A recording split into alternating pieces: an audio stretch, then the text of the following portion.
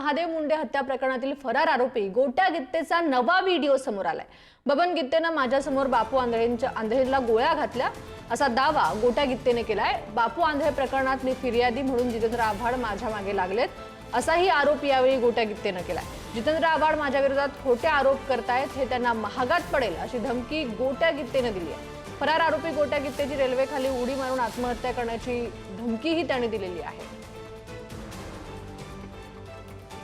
जितेंद्र आव्हाड, संदीप सोनवणे खासदार साहेब आणि काही ते दामण्या मॅडम की दामण्या मॅडम तर काय म्हणतात की मी काहीतरी आपलं हे केलं, कोणातरी मुलीला घरातून उचलून येतो। अरे बाबा, माझ्यावर ते गुन्हा कुठे दाखल आहे ते दाखवा माझ्यावर। जे आमचा बापू आंधळे सरपंच आमचे, त्यावेळेस आम्हाला त्या बबन गित्त्यानं आम्हाला बोलवून घेतलं त्याच्या घरापाशी, त्या महादेव गित्त्याच्या घरापाशी। त्यावेळेस आमचे पैसे आणलेच का तू बापू, हे ते बोला बोलीत थोडं शिव्या देताना हे चालू झालं आमचं।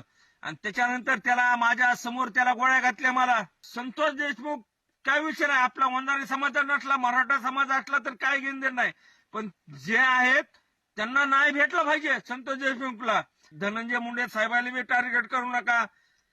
धनंजय मुंडे साहेबाला तर टार्गेट केलंच तुम्ही, पण आमचे दैवत आमचे वाल्मिकी अण्णा कराड काय रे बाबा, काय गोरगरिबाच्या परळीत येऊन कुणाला विचारा हो, परळीतल्या गोरगरीब जनतेला अगर श्रीमंताला विचारा की अण्णा कोण आहेत ते, कोणत्याही महिलेनं कुठल्याही महिलेला विचारा की गुटू गित्त्यानं काय असं केलंय म्हणून। त्यावेळेस मी ऐका, मी स्वतः फाशी घेऊन मरतो अगर असं पटरीवर पडून मरतो मी, पण तुम्ही ऐका तुमच्या राजकारणासाठी पोळ्या भाजू नका तुम्ही। बापू आंधळे खून प्रकरणात देखील त्याचा सहभाग होता। केवळ इन्स्पेक्टर महाजन जे मस्साजोगला म्हणजे संतोष देशमुख हत्याकांड झालं, जेव्हा लपवाछपीचे उद्योग झाले, त्याच्यात जे इन्स्पेक्टर होते महाजन, तेव्हा ते परळी पोलीस स्टेशनला होते आणि त्यांनी गोट्या गीतेलाही वाचवण्याचं काम केलं।